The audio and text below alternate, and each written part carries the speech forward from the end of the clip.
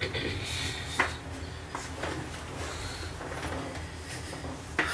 dear friends,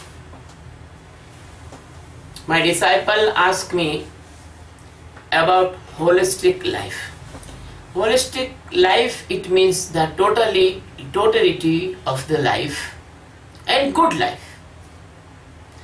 Not only good, the better life and maybe the best life, because good life when you are safe from unnecessary thought of streams and tensions and worried and loss of energy, physically, mentally and emotionally. But better is that in the sense that your life is changing in the better level in the comparison of a general person. यानी आपका जो जीवन है वो सामान्य व्यक्ति से श्रेष्ठ होने वाला है, अच्छा होने वाला है। क्योंकि जो लोग ध्यान नहीं करते वो लोग तो माया की भ्रांति के अंदर जैसा जैसा माया का चक्र है, कभी सुख कभी दुख, कभी चिड़चिड़ाहट, कभी ओवर फ्लो ऑफ लव, प्रेम का ज्यादा अतिरेक होना, और कभी एकदम वही प्रेम करने वाला आदमी एकदम से शत्रुता रखने लग जाए। तो इस प्रकार से एक पागलपन का जो जीवन है उस जीवन से मुक्ति मिली तो ये गुड हुआ, अच्छा हुआ, अच्छा जीवन हुआ। लेकिन जब आप ध्यान करने लगे और आप अपने अंदर के मन के अंदर चलने वाले विचारों को देखने लगे तो फिर जो विचारों के जब आप दृष्टा हो गए और किसी भी विचार से आप जुड़ नहीं रहे, ना अच्छे से ना बुरे से, तो ना तो अच्छा विचार आपको किसी ओवर एक्टिविटी में ले जाएगा जहां जाके हो सकता है कि वो अच्छा करते करते बुरा हो जाए, या फिर आप इतने ज्यादा मैनिक हो जाएं उस अच्छाई में कि आप जैसे युधिष्ठिर मैनिक हो गए थे अच्छाई में कि उन्होंने कृष्ण की बात को भी नहीं मानी और कह दिया नहीं मैं तो ये बोलूंगा अस्वस्था महाता नरोवा कुंजरोवा। तो एक आपकी जो खुद की रिजिडनेस है, खुद का हटीलापन है, वो नहीं हो पाएगा अगर आप अच्छे से भी नहीं जुड़ेंगे। और आप बुरे से नहीं जुड़ेंगे तब तो आप और भी अच्छे, क्योंकि बुरे से नहीं जुड़ेंगे तो आपके अंदर से कोई बुराई नहीं होगी। आप कोई चोरी नहीं करेंगे, आप कोई झूठ नहीं बोलेंगे, आप किसी प्रकार का छल कपट नहीं करेंगे, आप किसी के साथ धोखा नहीं करेंगे। तो यह बात। दूसरी बात यह है कि यहां से शुरू करते हैं कि जैसे आपने ध्यान करना शुरू किया तो कैसे होलिस्टिक लाइफ, कैसे आपके जीवन में पूर्णता आती है। जैसे आपने ध्यान करना शुरू किया तो ध्यान करने से एक तो आप शांत और स्थिर होकर बैठेंगे और अपने मन को देखेंगे। तो आप जब मन को देखेंगे तो आपकी एक देखने की, अंदर देखने की क्षमता, जिसको कहते हैं अंदर उतरो भैया, वो विकसित होगी। जब आप लंबे समय तक ध्यान करेंगे, 4-6 महीने 5 महीने जब ध्यान करेंगे मेरे मार्गदर्शन में या मेरे इस ध्यान के शिक्षकों के मार्गदर्शन में, तो जब आप ध्यान करेंगे तो आप ये पाएंगे कि आपके अंदर अनावश्यक आने वाले जो विचार हैं वो विचार रुक रहे हैं। आपके अंदर जो अनावश्यक रूप से विचार आ रहे थे वो विचार अब नहीं आ रहे, पहले जैसे विचारों की आंधियां आपके अंदर नहीं चल रही हैं। तो इससे एक लाभ होगा कि आप जो भोजन करते हैं उस भोजन की जो अधिकांश ऊर्जा है, 90% ऊर्जा आपकी विचारों में नष्ट हो जाती है। क्योंकि विचार भी तो आंतरिक कार्य, मानसिक कार्य है। कहते हैं ना, शारीरिक श्रम से मानसिक श्रम ज्यादा ऊर्जा लेता है। तो जबरदस्ती के अनावश्यक विचार, उच्छृंखल विचार, बेरोक टोक विचार जिनको आप रोक नहीं सकते, वो विचारों की आंधियां जो अंदर आपके चलती रहती हैं, वो आंधियां 5 महीने के ध्यान के बाद रुक जाएंगी और आवश्यक ही विचार आपके अंदर आएंगे जो आपको जीवन जीने के लिए और परिस्थितियों से निपटने के लिए अनिवार्य होंगे। तो आपकी ऊर्जा का कम से कम 60% से 80% तक का हिस्सा जो आपकी ऊर्जा का बर्बाद हो रहा था, बेकार हो रहा था, वो रुक जाएगा, बच जाएगा। और वही ऊर्जा आपके शरीर के पुनर्निर्माण में, रोगों से लड़ने में, या कहीं कोई शरीर में टूट फूट है उसको ठीक करने में, या आपके शरीर को जो अत्यंत थका देने वाले कार्य हैं, वो थका देने वाले कार्यों के से जो थकान होती है उस थकान से निपटने में, और तनाव से मुक्त होने में वो ऊर्जा आपकी मदद करेगी। अब चूंकि बेकार के विचार आते नहीं, आवश्यक जो विचार आते हैं उनका समाधान भी बुद्धि से आ जाता है। क्योंकि भाई देखो, अब आए के भोजन करना है, तो आपके अंदर से विचार आया भोजन करना है, बस अब भोजन करना है, भोजन के लिए थाली आ गई, अब आपने देख लिया भोजन ठीक है, कर लिया। अगर देखा कि नहीं भोजन में कुछ गलत चीज है जो आपके लिए अनुकूल नहीं है, तो आप कहेंगे नहीं भाई मैं ये नहीं खाऊंगा, हटा दीजिए इसको।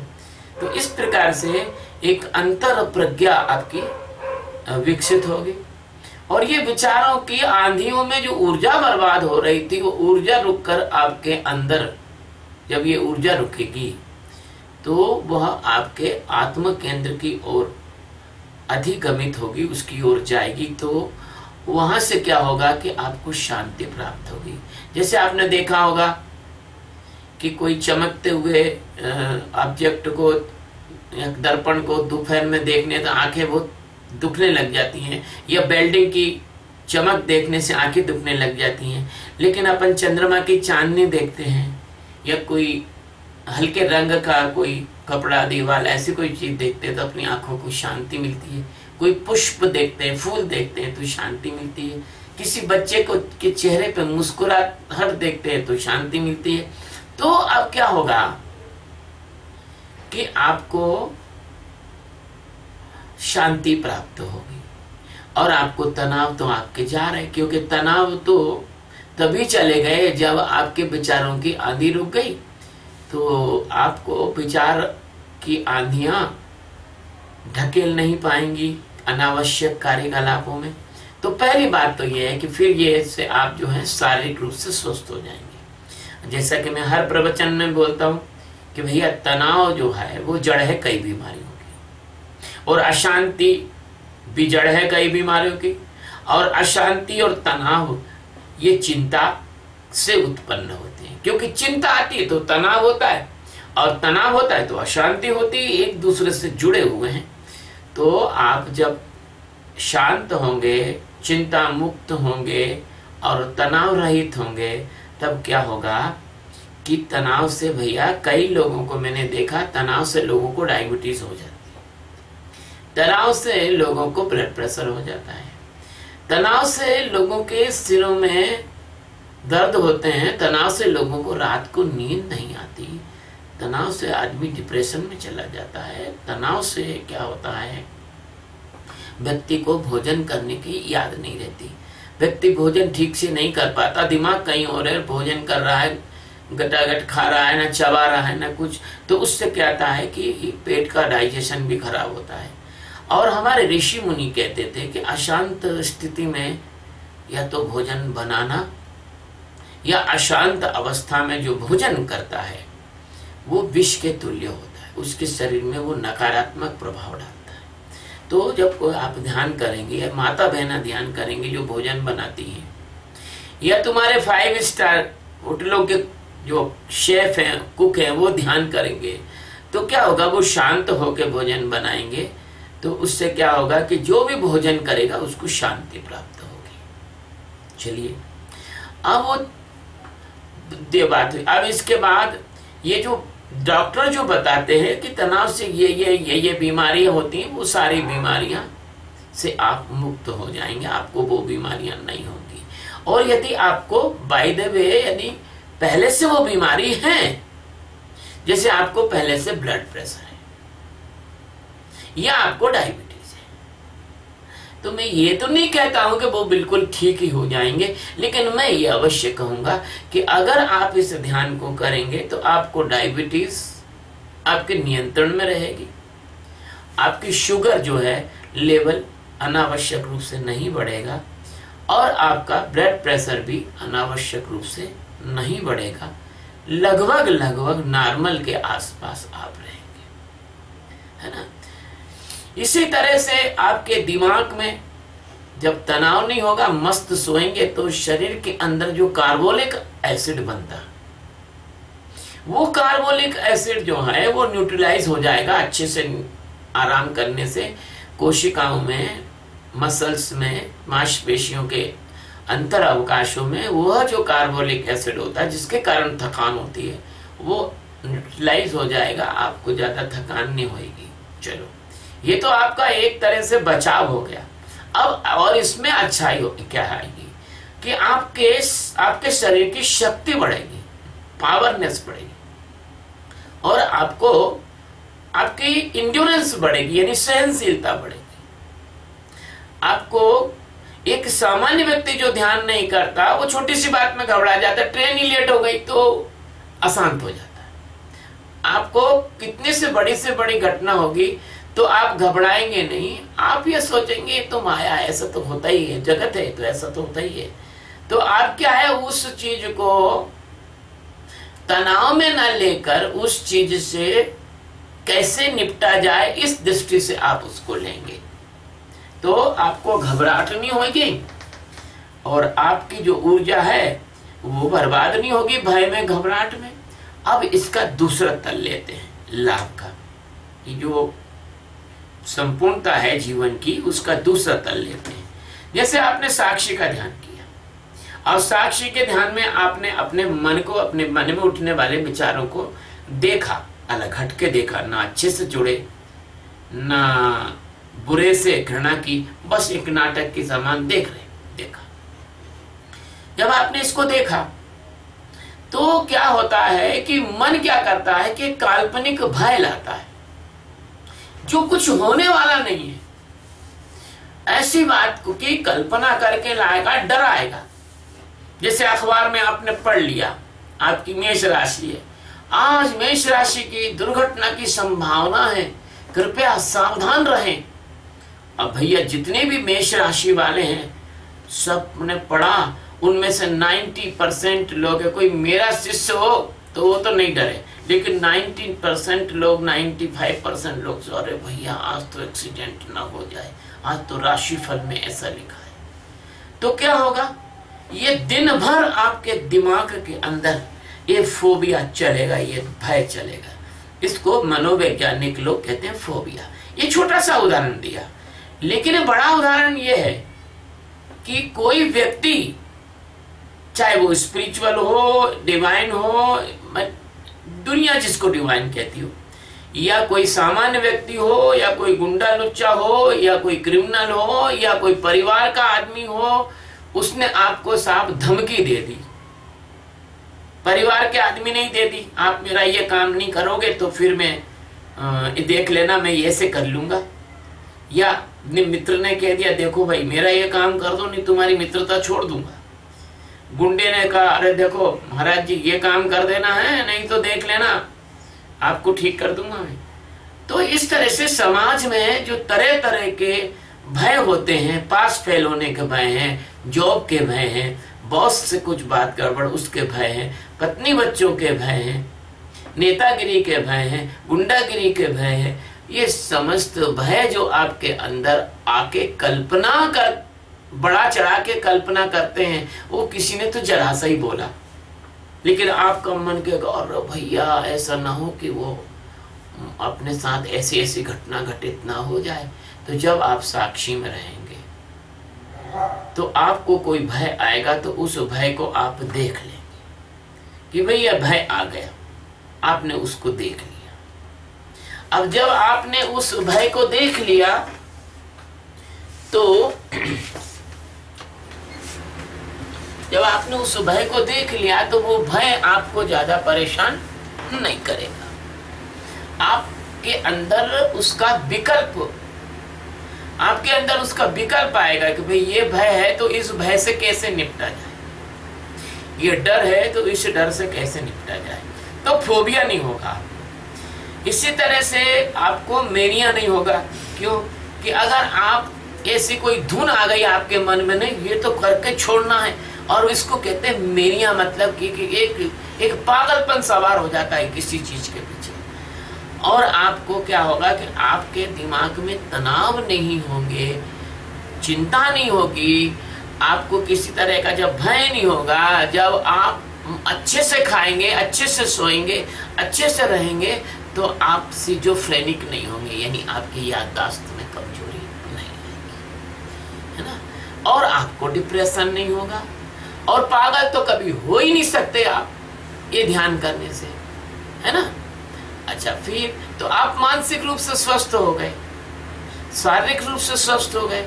तो शारीरिक रूप से स्वस्थ हो गए तो आपको किसी अपोलो अस्पतालों में या मेदांता या किसी भी अस्पताल में जाके आपको इलाज नहीं कराना पड़ेगा, बाईपास सर्जरी नहीं कराना पड़ेगी, आपको डायग्नोसिस नहीं कराने पड़ेंगे, आपको पैथोलॉजी में फीस नहीं भरना पड़ेगी, आपको ब्रेन का, शरीर का स्कैनिंग नहीं कराना पड़ेगा, आपको ECG नहीं कराने पड़ेंगे।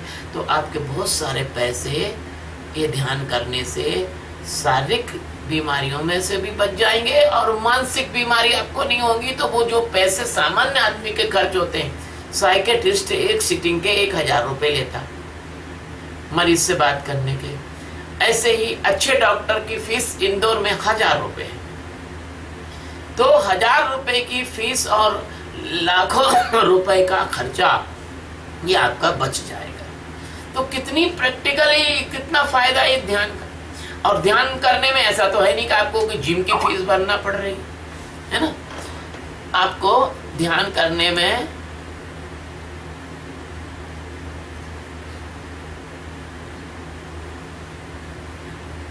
यस बताइए। तो ध्यान करने में आपको कोई ऐसा तो है नहीं कि कोई जिम की मेंबरशिप लेना पड़ रही है, क्योंकि अपन तो फ्री ही सब काम करा रहे हैं, ध्यान में ज्यादा कोई हमारी फीस भी सब रखते नहीं। चलिए, इसके बाद क्या होगा, जब आप शारीरिक रूप से स्वस्थ हैं और मानसिक रूप से स्वस्थ हैं, तो ऐसे जो लोग हैं उनकी तो समाज में आवश्यकता है। जब ईंट मजबूत होगी तो वो जो ईंट मकान की दीवार में लग रही है तो वो मकान मजबूत हो ही जाएगा ना। इसलिए ऐसे जो लोग हैं वो समाज की जिम्मेदारियों को ज्यादा अच्छे और ज्यादा सफलता से और ज्यादा निष्पक्षता से, बिना किसी भेदभाव के वो कर सकेंगे। और ऐसे लोग जब सामाजिक क्षेत्रों में जाएंगे, ऐसे लोग जब राजनीतिक दलों में जाएंगे, ऐसे लोग जब डॉक्टर, इंजीनियर और पुलिस और वकील और जज और मतलब कलेक्टर और SP और कमिश्नर, ऐसे जो लोग, पुलिस के अधिकारी, ऐसे लोग जब बनेंगे तो ऐसे लोग क्या है, किसी के साथ अन्याय, अत्याचार या गलत नहीं कर पाएंगे। तो इससे अच्छे समाज का निर्माण होगा। कैसे होगा कि जब आदमी शारीरिक रूप से स्वस्थ है, जब आदमी मानसिक रूप से स्वस्थ है, तब आदमी इमोशनल रूप से इसलिए स्वस्थ होगा कि जब आपको क्रोध आ रहा होगा तो क्रोध तो विचार का ही रूपांतरण है। जब विचार आते हैं पहले क्रोध के, तभी तो क्रोध आता है। और जब व्यक्ति इतना सूक्ष्म हो गया ध्यान के माध्यम से कि उसने क्रोध को, आते हुए क्रोध को देख लिया, तो आते हुए क्रोध को जब साक्षी में देख लिया तो उसने कहा अच्छा आ रहा है, क्रोध आया, और क्रोध आपकी चेतना में से आके चला गया। आपकी चेतना को क्रोध प्रभावित नहीं कर पाया, आपके होश को छीन नहीं पाया, आपको बेहोश नहीं कर पाया। तो जो समाज में जो लोग होंगे वो क्रोध नहीं करेंगे, और जो क्रोध नहीं करेंगे तो समाज का सबसे बड़ा लाभ ये होगा कि क्रोध न करने से, क्रोध में न आने से कोई व्यक्ति हत्या नहीं करेगा, किसी को मारेगा नहीं, कोई व्यक्ति किसी के साथ अंग भंग नहीं करेगा, मारपीट नहीं करेगा। तो मारपीट नहीं होगी, अंग भंग नहीं होगा। जो लोग ध्यान करेंगे तो वो लोग पुलिस के थाने में जाने से बच जाएंगे, वो लोग कोर्ट से बच जाएंगे, वो लोग जेल जाने से बच जाएंगे। क्योंकि आप किसी को मारोगे वो आपकी रिपोर्ट करेगा, या आप किससे कोई अपराध हो गया, तो क्राइम हो गया, तो आपको तो फिर जेल जाना पड़ेगा, जमानत कराना पड़ेगी, या गैर जमानती अपराध है तो फिर जेल ही जाना पड़ेगा। तो इसलिए क्रोध करने से हमारे समाज को जिस अपराध की भट्टी में सामान्य व्यक्ति झोंक देता है, हमारा ध्यान करने वाला व्यक्ति क्रोध से बचकर इस समाज को अपराध मुक्त समाज बना देगा। अब तीसरी बात यह है कि हमारा जो साधक है वो उसके अंदर यदि काम वासना आई किसी भी तरह की ना, तो वो व्यक्ति उस काम वासना को देख लेगा और उससे हट जाएगा और धर्म सम्मत काम ही कर पाएगा।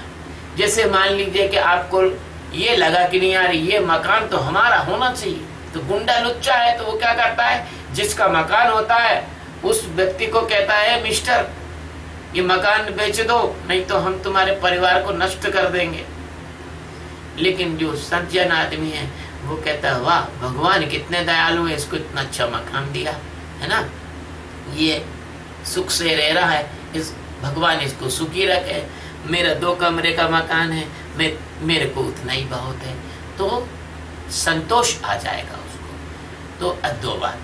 तीसरी बात, किसी बहन बेटी माँ बच्ची उसको देखकर उसके मन में विकार नहीं उठेगा। दुनिया में 2 प्रकार के लोग होते हैं, एक तो वो होते हैं किसी सुंदर फूल को देखकर उसको तोड़ लेते और सूंघते हुए चले जाते हैं, थोड़ी देर बाद फेंक देते हैं। और दूसरे लोग वो होते हैं जो किसी सुंदर फूल को देखकर निहार कर और भगवान का स्मरण करने लग जाते हैं कि देखो कितना सुंदर फूल है।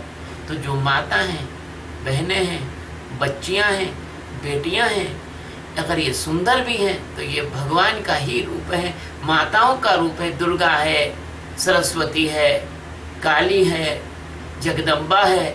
ऐसा ध्यान करने वाले के अंदर ये भाव आएगा तो क्या होगा कि काम आने पर काम उसको प्रभावित नहीं कर पाएगा, जैसे क्रोध नहीं कर पाया, और उसके अंदर एक आभार आएगा कि वाह ये महिला इतनी सुंदर है, मेरी माँ भी इतनी ही सुंदर थी, ये महिला इतनी सुंदर है, ये भगवान कृष्ण के चेहरा भी इतना ही सुंदर है, ये महिला इतनी सुंदर है तो माँ दुर्गा कितनी सुंदर होगी। यानी उसका जीवन जीने का ढंग और देखने का तरीका बदल जाता है।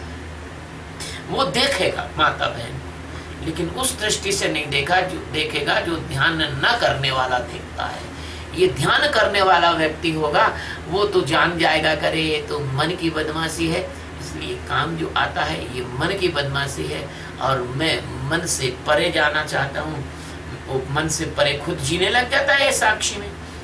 तो इस प्रकार से माता बहनों के साथ होने वाला अपराध, गाली गलौज, मारपीट,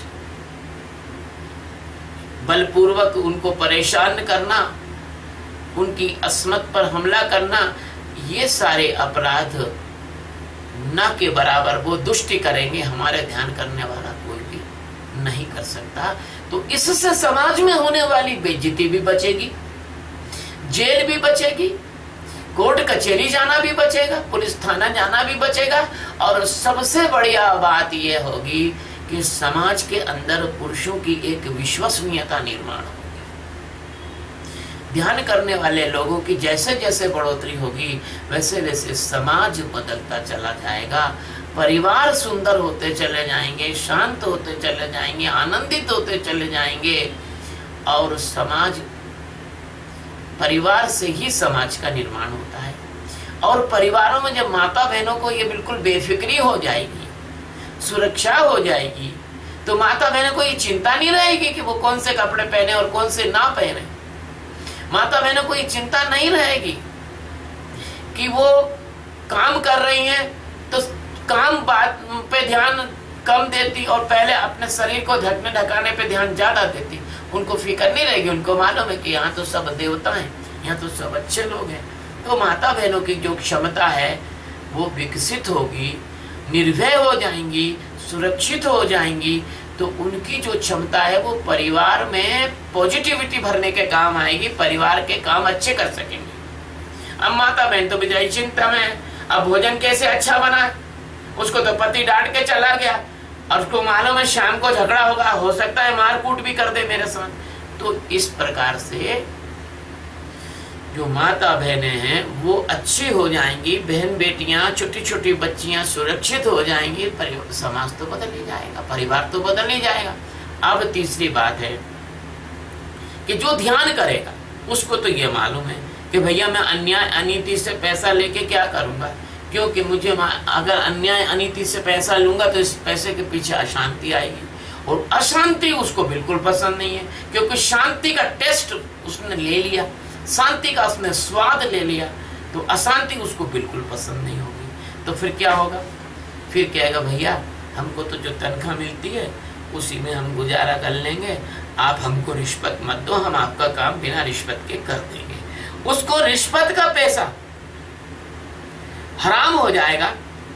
अगर गलती से कोई ध्यान करने वाला व्यक्ति रिश्वत ले भी ले तो रात भर सो नहीं पाएगा, वो सुबह वो पैसे लौटाने चला जाएगा उस आदमी के पास, भैया माफ करो यार ये पैसा हमारे लिए हम नहीं लेंगे। एक बात।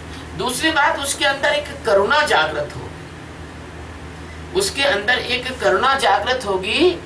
वो आदमी ये सोचेगा कि यार ये पैसा लाया है तो क्या पता इसकी बहन बेटी की शादी का पैसा है, कि इसके परिवार में कोई बीमार है उसके इलाज में से पैसा ले रहा हूँ मैं, या ये हो सकता है कि ये पैसा लाया तो क्या पता इसके छोटे छोटे बच्चों को फल या दूध का बजट मेरे को दे रहा है, तो कह देगा भैया हमको नहीं चाहिए। इस प्रकार का जब भाव होगा तो क्या होगा कि ना तो कोई घोटाले करेगा आदमी, ना वो रिश्वत लेगा, ना किसी पुल बनाने में उसमें राख मिलाएगा, मतलब फिर वो तो काम अच्छा ही करेगा। तो इससे क्या है कि जो तुम लोग बाहर से किताबों में नैतिकता पढ़ा रहे हो, वो किताबों से पढ़ाने की जरूरत नहीं रहेगी, वो अंदर से ही आदमी नैतिक हो जाएगा।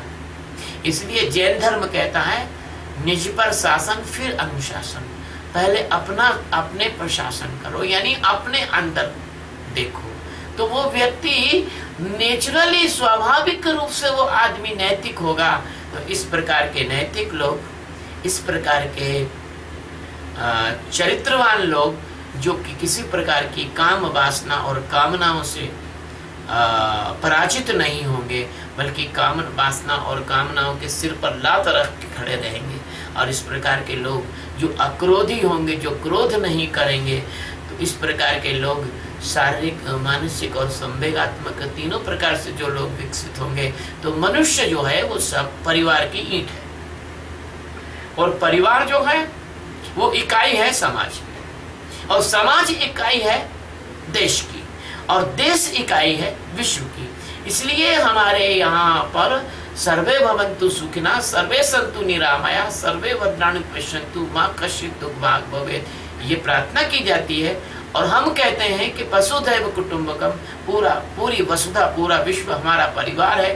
तो इस प्रकार के समाज जब हर देश में होंगे, इस प्रकार के देश जब इस संसार में होंगे, तो भैया तुम तो कह रहे हो कि व्यक्ति का लाभ, अरे व्यक्ति का तो लाभ होगा ही होगा, परिवार का लाभ भी होगा, और परिवार का लाभ नहीं बल्कि समाज का भी लाभ होगा। और ऐसे लोग समाज के जिन जिम्मेदारियों में जाएंगे वो अच्छी तरह से निभाएंगे, सबका ध्यान रखेंगे। और फिर क्या होगा, ऐसे राष्ट्र, जब ऐसे देश होंगे इस पृथ्वी पर, तो कोई देश किसी पर परमाणु बम की बात तो छोड़ ही दो, आप एक गोली नहीं चलाएगा किसी के ऊपर। वो डरेगा कहीं ऐसा ना हो कि मेरी गोली से कोई आदमी मर जाए या कोई पशु ही मर जाए, ऐसा ना हो कि कोई हिरण मर जाए, कि कोई गाय मर जाए, कि कोई भैंस मर जाए, कि कोई मेरी गोली से ऐसा कोई मर ना जाए, तो वो गोली भी नहीं चलाएगा भाई साहब। और तो जब गोली भी नहीं चलाएगा तो पूरे संसार के अंदर ऐसे प्रेम से भरे लोगों की जैसे जैसे संख्या बढ़ेगी, वैसे वैसे ये संसार अत्यंत सुखी होता चला जाएगा, गुड से बेटर होगा और बेटर से बेस्ट होगा। और फिर मैं जो हर प्रवचन में कहता हूँ, यहाँ मैं दोहराना ही चाहता हूँ कि फिर तुम्हें इतने बड़े सेना के एस्टेब्लिशमेंट की कोई जरूरत नहीं रहेगी। हर देश में, हर देश अपनी जीडीपी का एक बड़ा भाग सेना के मैनेजमेंट में खर्च करता है, वो पैसा बच जाएगा और ना तो परमाणु बम बनाने पड़ेंगे, ना हाइड्रोजन बम बनाने पड़ेंगे, ना आपको न्यूट्रॉन बम बनाने पड़ेंगे, ना आपको फाइटर जेट रखना पड़ेगा, ना आपको जो है मिसाइल सिस्टम रखना पड़ेगा, ना आपको मिसाइल डिफेंस सिस्टम रखना पड़ेगा, ना आपको इंटरकॉन्टिनेंटल बैलिस्टिक मिसाइल बनाने पड़ेंगे, ना आपको बड़े बड़े युद्धपोत भैया जो शहर के शहर उसमें बच जाए ऐसे ये ना बनाने पड़ेंगे, और ना ही आपको पनडुब्बियां बनाने पड़ेगी, ना आपको तारपीड़ो बनाने पड़ेंगे भैया, ना आपके यहाँ गन संस्कृति होगी। जैसे अमेरिका में गन संस्कृति है, ऐसी गन संस्कृति नहीं होगी, बस प्रेम संस्कृति होगी और ये विकृतियां सब खत्म हो जाएंगी। लेकिन एक बात है कि जो संयुक्त राष्ट्र संघ है हमारा, उसके अंतर्गत एक शांति सेना होगी। कोई दुष्ट है ना अगर गड़बड़ करेगा तो वो सेना उसके साथ प्रतिकार करेगी। अब हम आपसे एक निवेदन करते हैं कि संस्कृत में एक श्लोक है कि सठम प्रतिसाठ्यम कुर्यात मातरात प्रतिमात्रम। दुष्टों के साथ दुष्टता का ही व्यवहार करोगे तभी वो समझ सकते हैं, और मधुर व्यक्ति के साथ मधुरता का व्यवहार करो तो मधुर व्यक्ति उससे समझता है। तो कहते हैं कि रामचरितमानस में कहा है कि सठ सन विनय, कुटिल सन प्रीति, सहज कृपण सन सुंदर नीति, ममता रत सन ज्ञान कहानी, अति लोभी सन विरति बखानी। है ना, कामी हरि कथा ऊसर बीज भय फल जथा। तो इसको करने से आपको मनुष्य को परखने की शक्ति आ जाएगी। आप जान जाएंगे कि ये आदमी किस क्वालिटी का है, मुझे इससे कैसा व्यवहार करना चाहिए। तो आपको जो ह्यूमन इंटरेक्शन है, व्यवहार पक्ष है आपका, वो इतना मजबूत हो जाएगा, आप आदमी को रीड कर लेंगे, पढ़ लेंगे, समझ लेंगे और तदनुसार उसके साथ आप व्यवहार करेंगे तो आप जीवन में असफल भी नहीं होंगे। ये जीवन में सफलता का सूत्र है ये ध्यान, और चहुमुखी विकास का ये ध्यान है, और सर्वांगणी विकास का ये ध्यान है। और इसके साथ साथ अगर इस ध्यान में आप गहरे उतरे तो आपके अंदर मौजूद परमात्मा का साक्षात्कार भी इसी ध्यान से हो सकता है। शिवो शिवो।